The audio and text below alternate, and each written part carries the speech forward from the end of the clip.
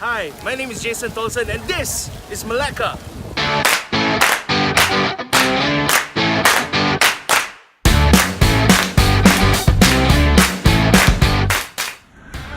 Alright folks, we begin our journey to Melaka here at Kovan, where we are actually at the old Kovan bus interchange. So we will be taking our coach via KKKL. The link is in the description below, and it's approximately $60 per person to and fro. And the cost includes travel insurance, which is very important as well. So come and join us on our short little bus ride to Melaka.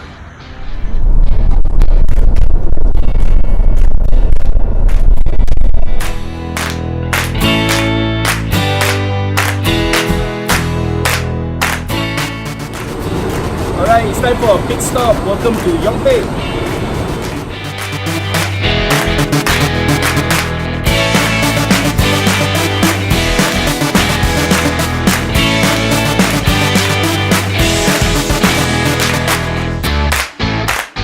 Here in the room, as you can see, I have a beautiful view behind me. And we are staying at the Hatton Place Hotel. It's a relatively new hotel. It's been around for just over a year, I believe, and it's really comfortable. So today we're going to be visiting a few museums, and we're also going to have some lunch, of course, at the beautiful Jonker Street as well. So you guys can look forward to that, and we'll see you in a bit.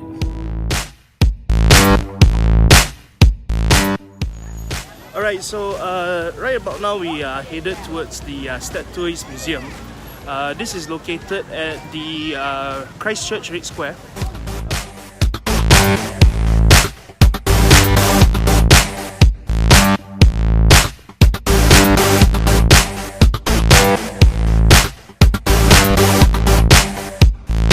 So right now we are at the Statues, I believe it's called, museum, and they have a display of several different historical artifacts, from weapons to porcelain, from many years ago. I mean, some of the items they have on display here from the 1600s, even the 1700s. So the entry costs $10, 10 ringgit per person. So I think it's really worth it. And plus, the entry also includes entrance into 5 different museums. So we'll put the information below as you're looking, you'll be able to take a look. But in the meantime, let's explore this museum.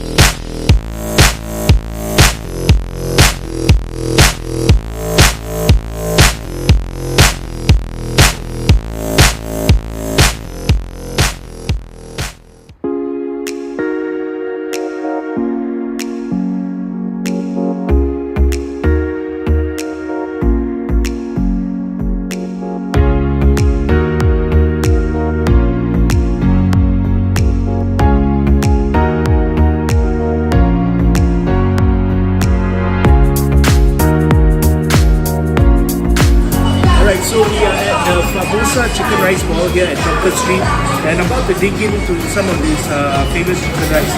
So let's try, okay? We got the half roasted chicken at 22 ringgit. So it's actually a pretty good deal. So let's try this out.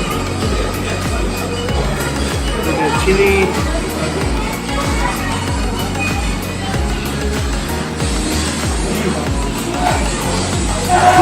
You know what? It's really different from Singapore chicken rice.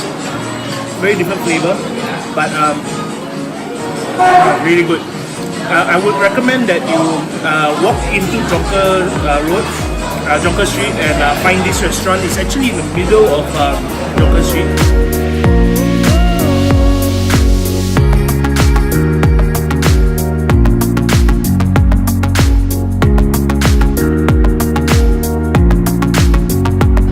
Alright, so after a delicious chicken rice lunch, it's only right that we come to the corner of Jonker Street, just in front of the Melaka Square, to have chendol and ice kacang.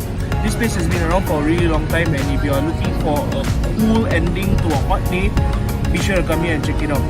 It's really cheap, it's at 350 ringgit, and yeah, here you go. It's really nice. Let's have a taste.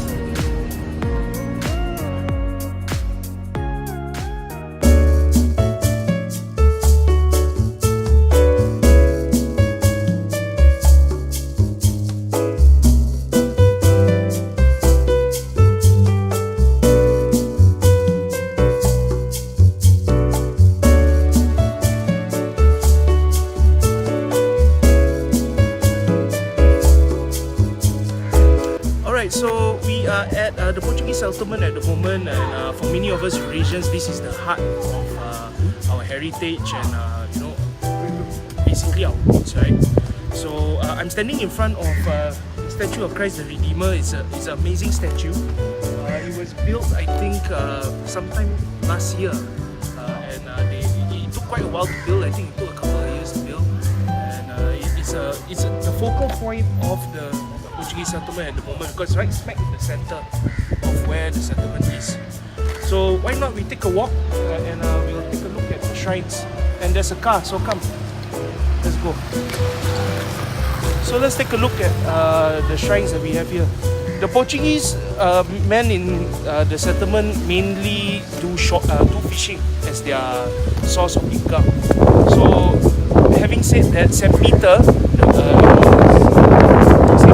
is the patron saint of the fishermen. So there's a nice shrine here that has been erected for St. Peter, which we're going to take a look at now. And for those of you who've never been to the Portuguese settlement, they have festivals like San Pedro, San Juan, which is dedicated to their patron saint, St. Peter. So why not you come along with us?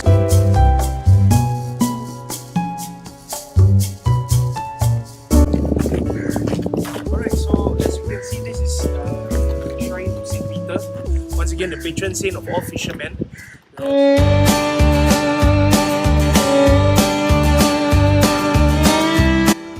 Okay, so we are seated here in the Portuguese Square at the moment, and I'm with a prominent figure here in the Portuguese settlement, Mr. Andrew Mello, who runs the Mello's bar. So Andrew, thanks very much for spending some time with us and you know, sitting down with us with this interview. So I just wanted to ask you a couple of questions about what it is you do other than the Mellos. I understand you fish as well? Oh yes. I started as a fisherman when I was very young. And joined the church choir. That's how I learned how to sing. Right. Traveling with the band all over the country. Until one day I decided to come back home. Right. Got tired of jumping. Right. My bar. And I'm happy to be back because I still got my fishing boat. Right. Fishing nets and everything, so I can still run bar at night in the evenings. I still go out fishing sometimes whenever I feel like going fishing. Right. We were in your bar last night, and we had a really nice dish consisting of gragot, the shrimp. What is it called again? Actually, it is called piccadelle. Piccadelle, yes. I think I've seen a video on YouTube of a gentleman that makes it at home as well. So I think that was a really nice dish, you know, and I wish we can find it, you know, in Singapore. But is it a seasonal dish or something that you can have at any time? Basically, it is seasonal. Right. So what I do is whenever the season is in, I buy as much as I can, process it, clean it, strain it, and package it. Right. And just freeze it. I see. So you say you want to buy it and bring it to Singapore, possible? It's not possible. Right. It had to be frozen all the way. Oh, I see. Like halfway, and then it's defrost, and it will spoil. So just one last question, you know, what do you hope to see for the culture, the Christian culture, right? Here is very dominant, you know, it's very dominant here. But what do you hope to see in terms of the future? You know, do you see a strong future for the Christian community in terms of culture, food, tradition? I should say the Christian culture can be very, very influenced to all the Christians in, like, say, Malaysia or Singapore. Like, if they have their own association or they have their own Eurasian clubs, you know, What if the clubs becomes active? Like the club in Singapore is very active, club in Melaka is very active, club in Negeri Sembilan is active, in club in KL or whatever clubs they have in the region, in Malaysia or Singapore. It is nice to get all the Eurasian clubs to get together, makes a yearly event. You know, maybe this year in Singapore, 1 year in Melaka, 1 year in Penang. You know, that be very very interesting. If that kind of things happen, and then the Christian community becomes tighter and tighter. Right, definitely, I agree. I think that is something that is very adventurous, and he's very far-seeing. But why not? It sounds like an idea. Yeah. Like tomorrow. Yeah. Tomorrow, this will be the first time St. Peter's Church is hosting another line. They're having a bilingual mass. It will be in English and Indonesian Christian. And also after mass, they're having some Portuguese cultures. Everybody will be selling all the home cooking food. And it'll be interesting. I'll be performing. Yeah, we're definitely going to take some video of that as well. Maybe tomorrow so will be quite interesting. Well, thank you very much, Andrew, for your time, and we appreciate you spending this time with us. Once again, the Singapore Eurasians, we thank you very much. Thank you so much. Tell them in Singapore I got a nice bar. Yeah, definitely. We'll do some video of your bar, and we'll do some promo. Okay, and more Piccadilly as well. Okay, thank you, Andrew. Right, you're welcome.